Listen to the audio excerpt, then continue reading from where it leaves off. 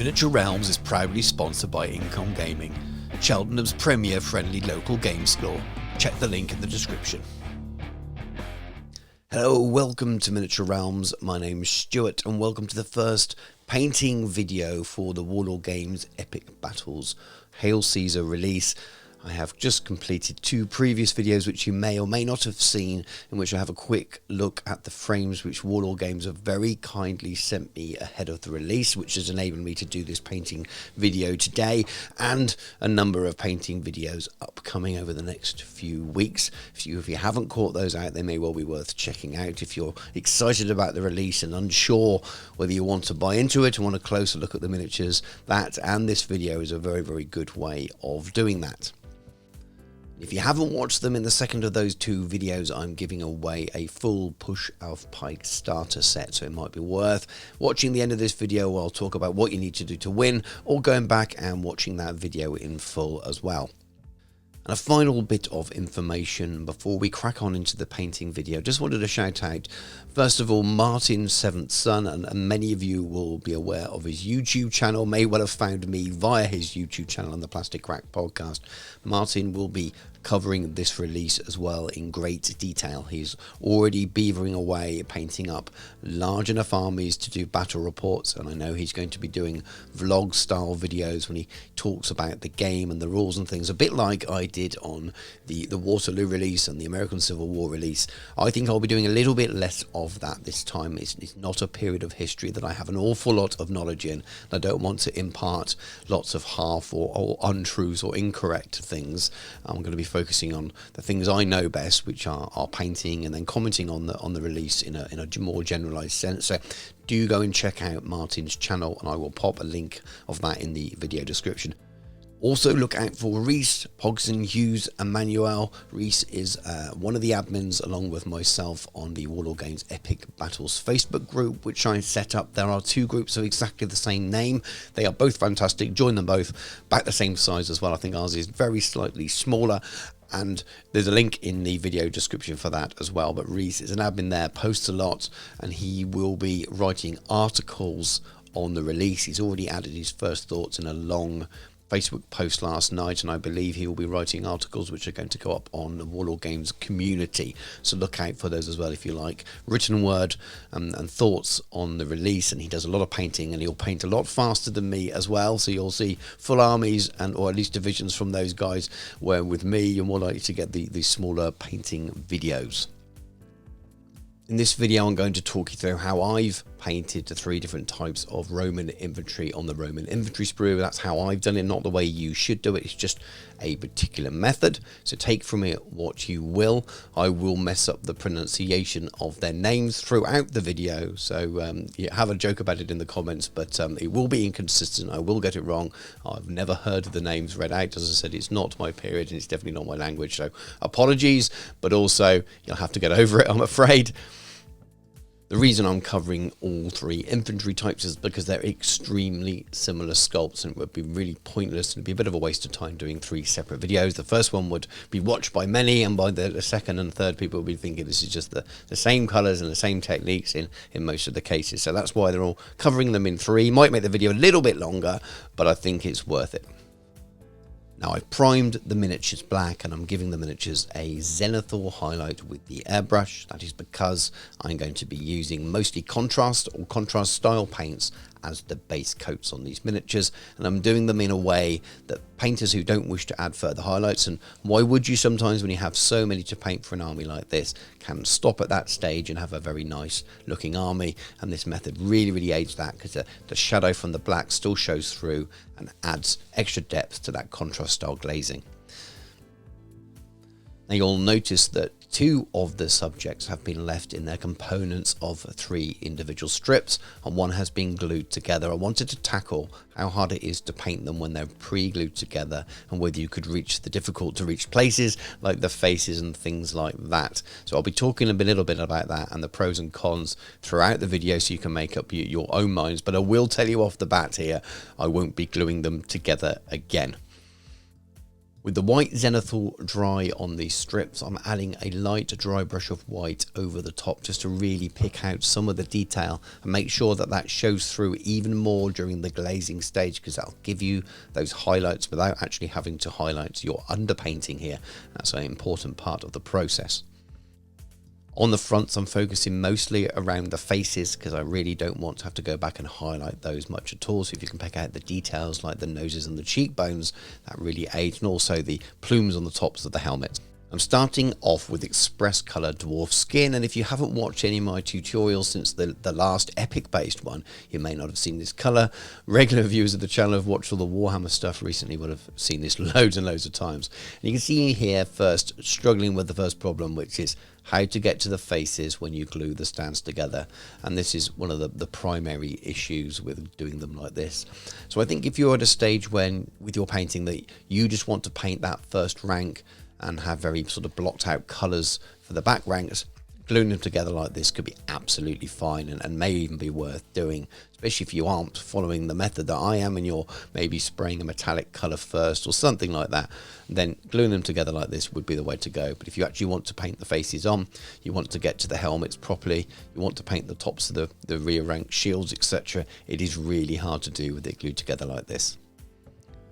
And now you can see the ease that you can get to that little bit of face that's showing the little bits of the tops of the edge of the shield if you leave them in their separate components, and gluing them together afterwards really doesn't give you any extra work at all. One thing I will note is that once the paint is on the individual strips, it's a little bit harder to get them to clip into the holes on the bases. So I'd recommend gluing in that front rank into the holes and then trimming off the little tabs on the back rank. So when you do glue them together later on, you'll just glue them onto a flat base. And if there's a 0.5 millimeter here or there, you won't be forcing the miniatures onto the stand. The process here is pretty much the same on all three different types of miniature or types of unit. You're picking out the faces at the front, and then on the back rank you're picking out an elbow and their legs, so maybe a little bit of their neck. It's worth looking out for the sides of the strips as well. On the right hand side you'll be seeing a little bit more arm and a bit of leg. On the left hand side not so much because the shield is generally there, but you often see a little bit of leg as well. Moving on to our first colours now, we have Flesh Tearers Red and Blood Angels Red contrast paints, and the reason I have picked two reds that are fairly similar in colour is just to provide a slight tonal difference. So I'm taking all my colour cues here from the Warlord Games official studio paint jobs. I've not gone away and done any extra research. I figured that a lot of people coming here will want their armies to look like or approximation of the studio armies. Now I won't be painting anywhere near to the same standard as the studio armies, I'm not good enough for that, but I do want to provide a kind of a simplified version of how you may achieve something that looks a little bit like the armies you see in the picture. If you look at the pictures of the Romans on their website, or the things I shared at the beginning of this video, you will see that each set of 3 strips has slightly different tones of their shields. So the red, there are 2 tones, same with the clothing as well. So just starting with 2 different color base tones of red really helps that. It's quite subtle to see, but as I go in with the Blood Angels red here, you see that slightly lighter, less rich and bloody tone of red there, and it's a really nice effect when you've got a full line of shields. You've still got that uniformity, but you've just got that little bit of realistic variation. The Principe have a completely different set of coloured shields, so I'm using Plague Bearer Flesh and Apothecary White here. So what you've really got is a green, a kind of dullish, dirty, snotty green, and then you've also got what ends up being a grey, but we'll come back to that in a moment. So again, we're doing sort of a random array of shields here, so maybe a couple of green next to each other and a gap, and then a white grey one, and then so on and so on. The Apothecary White is obviously a way of painting white with contrast paints, but essentially it is a grey paint, because the way it works is that it runs into the recesses and shades something that is already white. But if you apply a thin coat all over, what it does, it gives you a nice dull grey area, and because these shields are flat, that's what you'll end up with, because it's not got any recesses to really run into. So it's just a really nice way of doing a subtle variance on a grey if you're looking for a light grey and you're using a contrast style paint. And here's a little example of the little bit of shields and things that show around the edges of the stands or along the top of those rear ranks. So you could easily paint them black and they wouldn't be seen very well, but if you're taking the time to paint the strips in their relevant parts like this, I won't be highlighting these back ranks, I won't be doing anything other than these base coats, but if you're taking the time to paint them so they look a little bit better for close scrutiny, it's worth having a look. Following the same method as the previous two units in the Triare here, we have Agarash Tunes and Nazdrag Yellow, and again just a random mix of each of the two colours.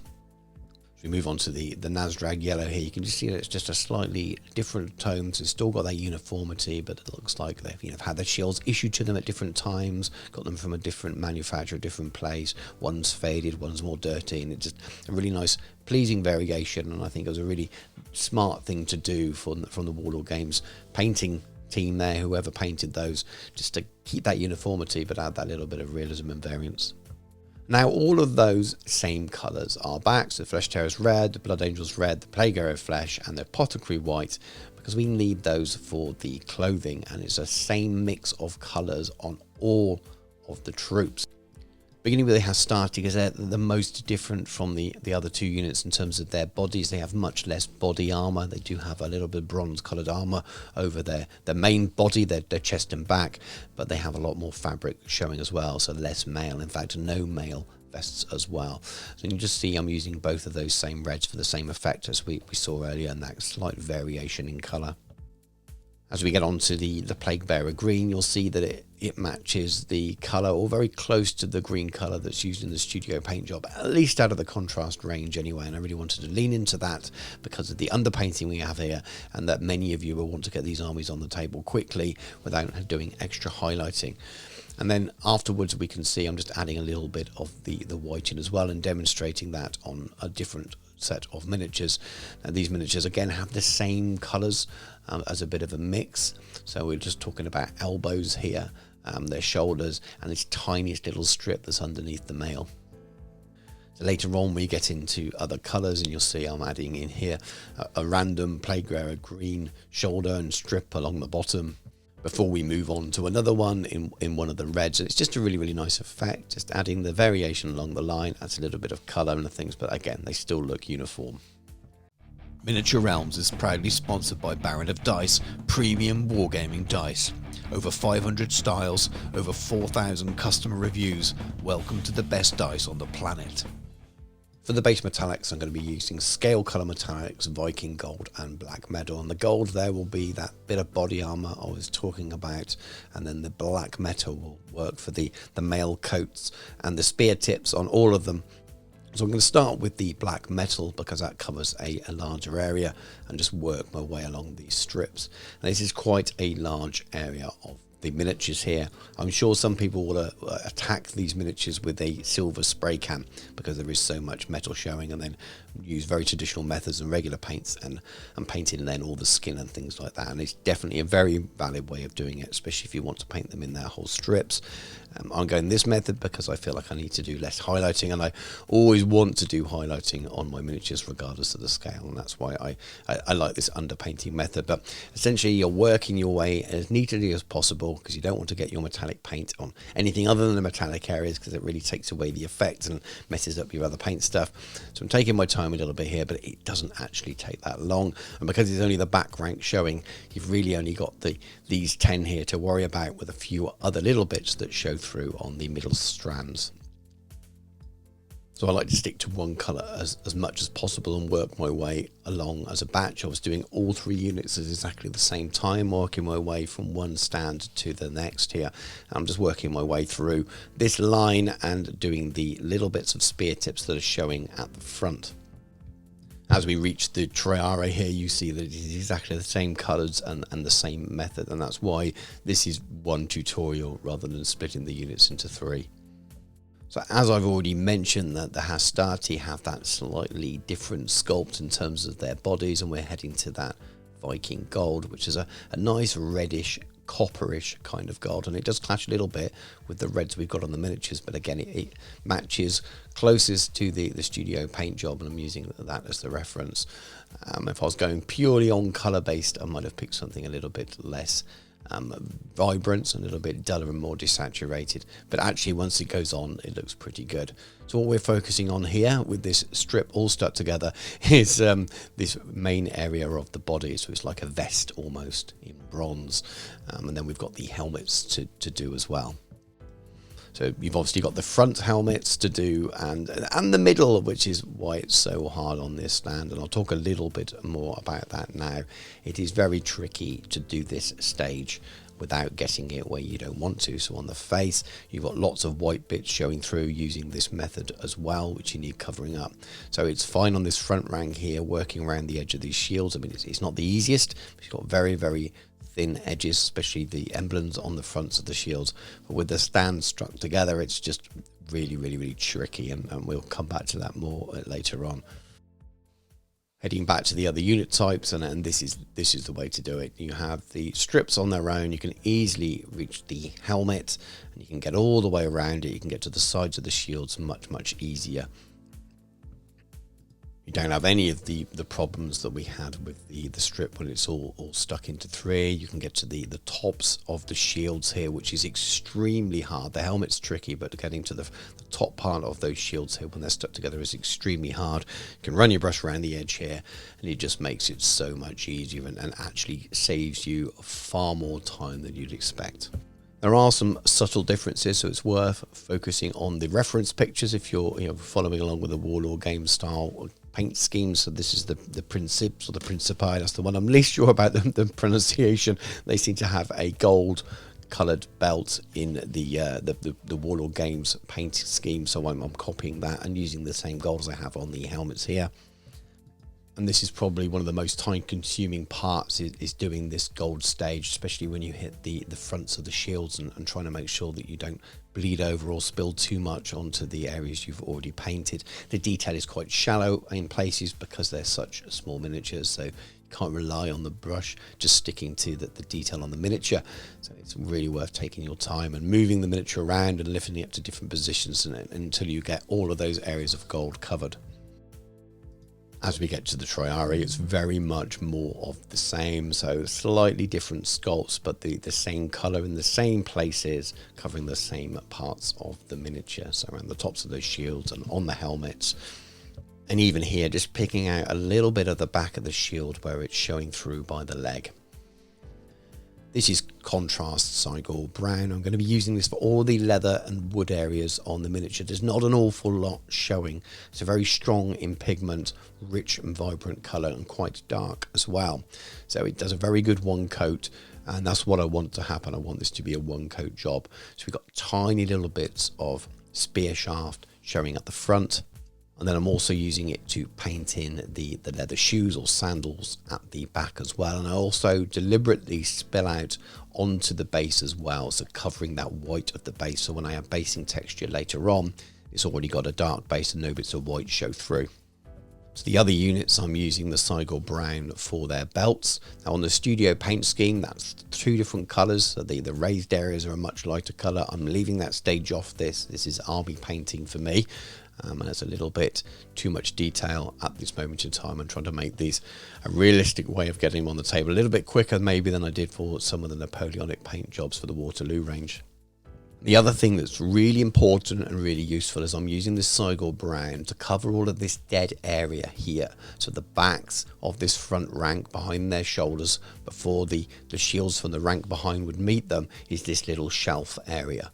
You want this to be a very dark colour. I'm just using the same dark Cygor brown so it blends in with all the leather areas because it meets their feet, etc. You could do it in black. For me, that's just extra work, and once it's all glued together you just won't notice. There's even a little leather strap around the top of the calf on the left leg of most of these Romans, so just go around the edge of it here as well because it will show up. Once you glue it together, without that you'll have a white dead space, and that's much harder to paint. And I know because I'm painting one of these stands glued together beforehand, and it was really hard to get my brush in and do those areas. So another reason, another tick in the box for definitely painting these stands in their strips.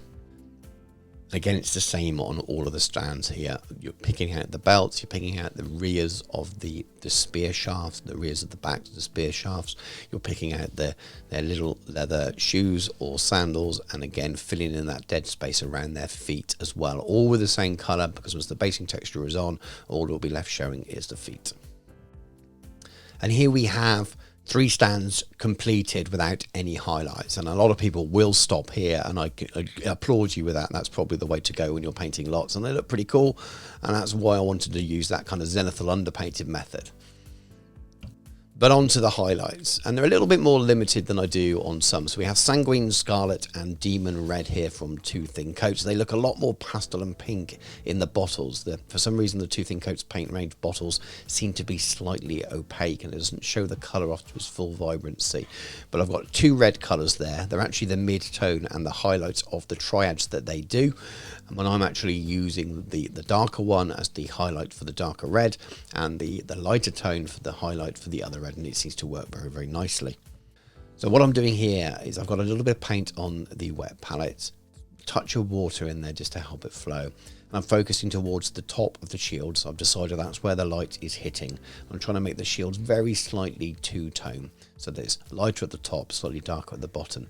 So I'm focusing paint at the top first, and then using a slightly damp brush, drawing it down, so feathering it out so it's a little bit thinner towards the bottom. So you get that higher concentration at the top, which gives you that lighter area. And I'll go back and do a second and third coat until it's all nice and smooth. And it sounds second and third coat like lots of work. It's not really when you're working your way down a strip like this. And you've only got to do this on this front rank as well. I'm not doing any highlights on the back ranks.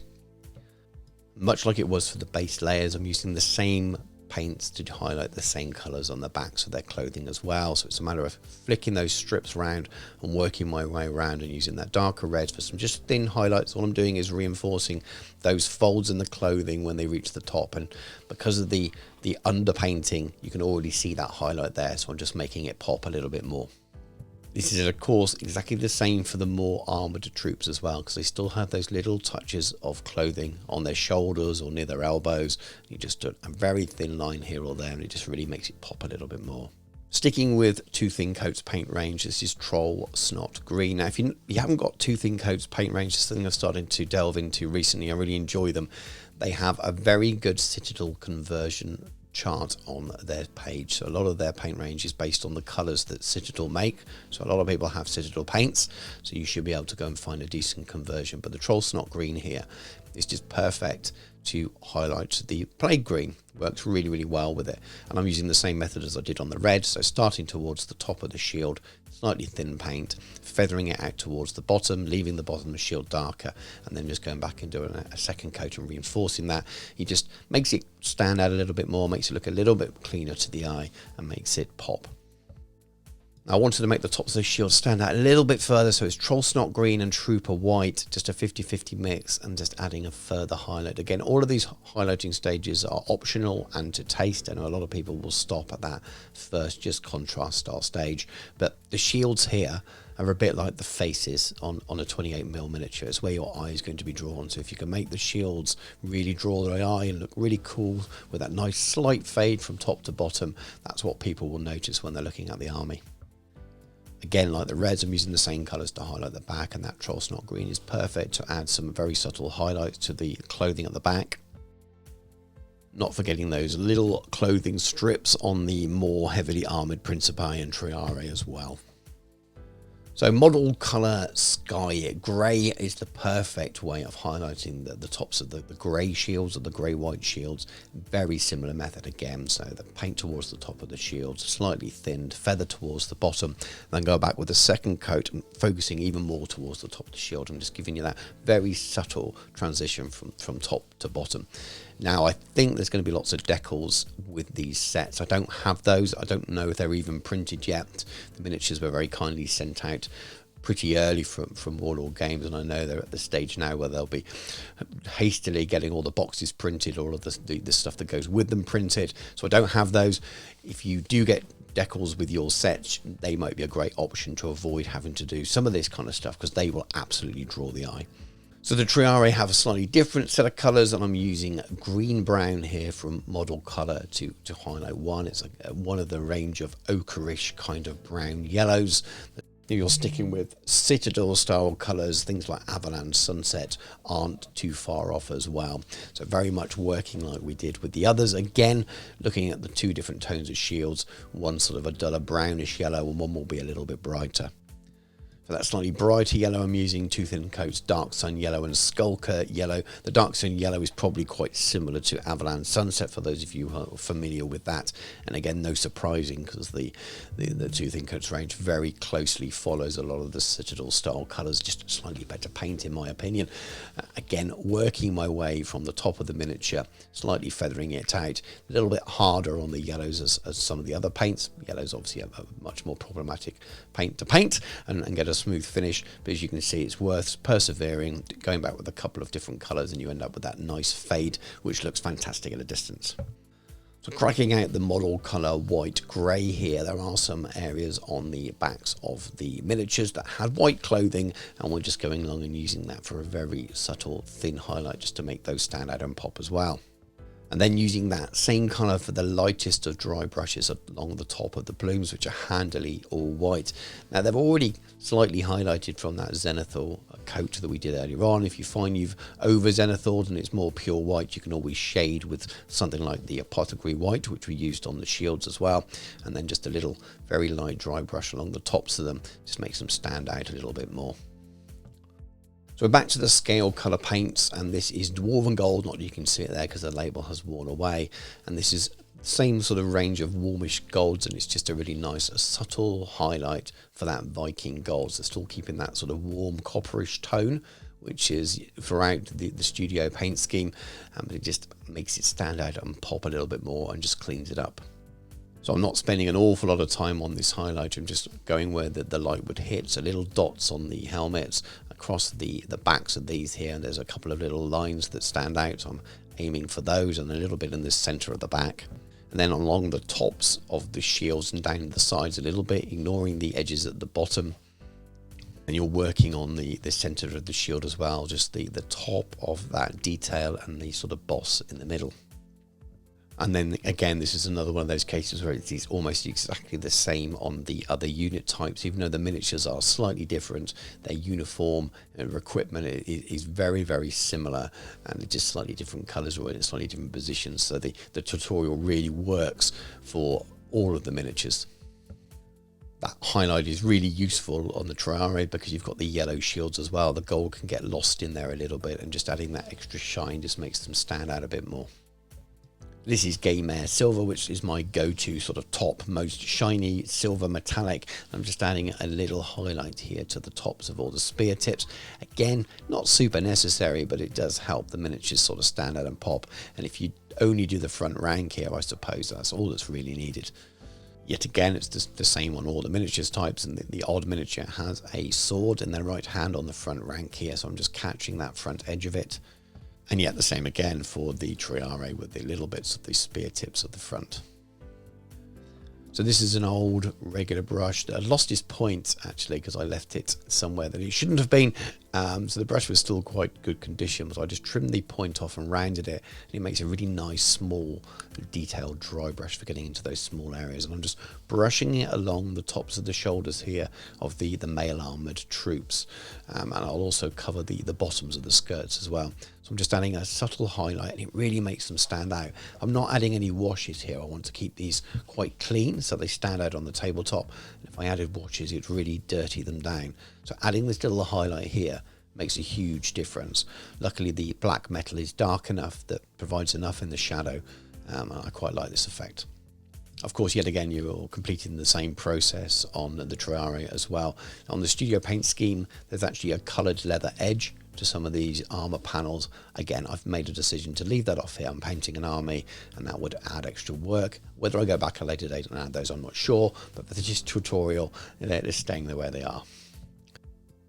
I finished these bases with some Geek Gaming Ready Mix basing scenics. That's fantastic stuff. I sent it a while ago as part of a review. I can't remember which mix it is, but definitely worth taking a look at their website because it's really nice. I have added a couple of extra tufts as well, but for a tabletop gaming standard miniature, these are fantastic.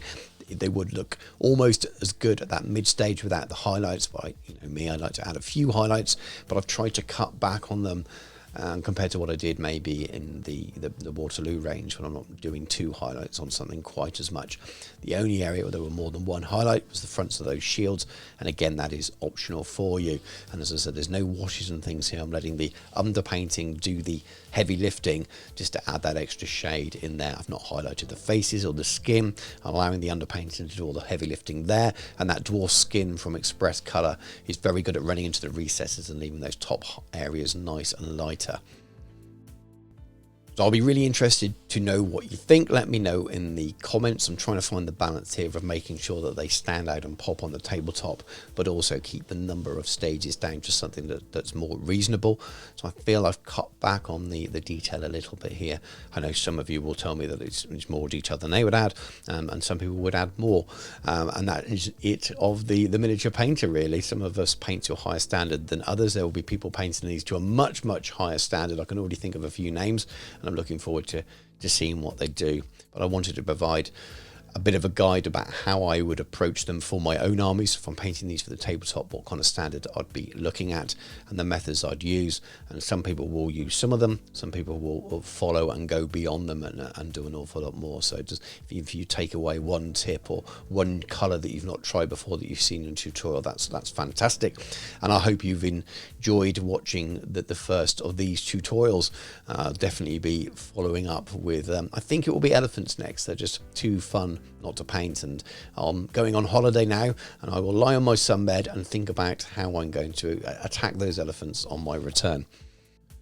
If you haven't ordered your Epic Battles Hail Caesar starter set or miniatures yet, and you think you may do so, and you are ordering direct from Warlord Games, I do have an affiliate link in the video description. I'll try to remember to pin that as first comment as well. It doesn't cost you anything more, but it does give the channel a little bit of a kickback, but it also demonstrates to Warlord Games that you've seen this video and you've come to them via me. So regardless of whether you then purchase from them, clicking that link is really useful as well, because it shows that you've watched this video and that it is drawing people's eyes towards their website, which is good for the channel and a really nice way of supporting me. So even if you don't purchase, go and have a little click of that link and look at the ranges, because it'll definitely show them that them giving me some stuff to review and show off for you guys is worth it.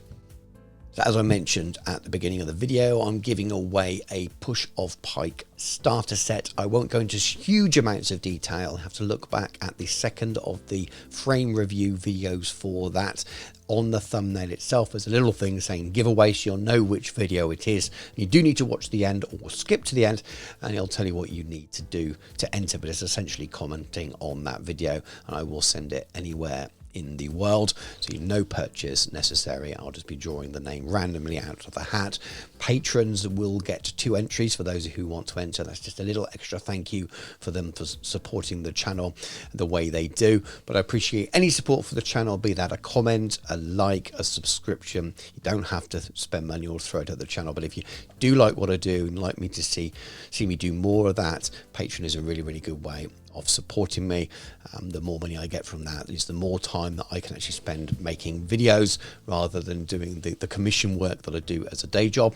I do have a dream of slowly being able to cut back the number of days I do a commission painting and spend more time making more content and more videos, but that is very much up to you, and I don't want anyone to feel precious. But take a little look at the Patreon tiers that I offer. There's a link in the video description for that. Thank you to all my existing patrons. I really appreciate your support. Thank you to everyone who has watched the video. I hope you've enjoyed it, and looking forward to reading your comments below, and I'm looking forward to bringing you the next painting tutorial in this series. Thank you very much for watching. Take care, and I'll catch you soon.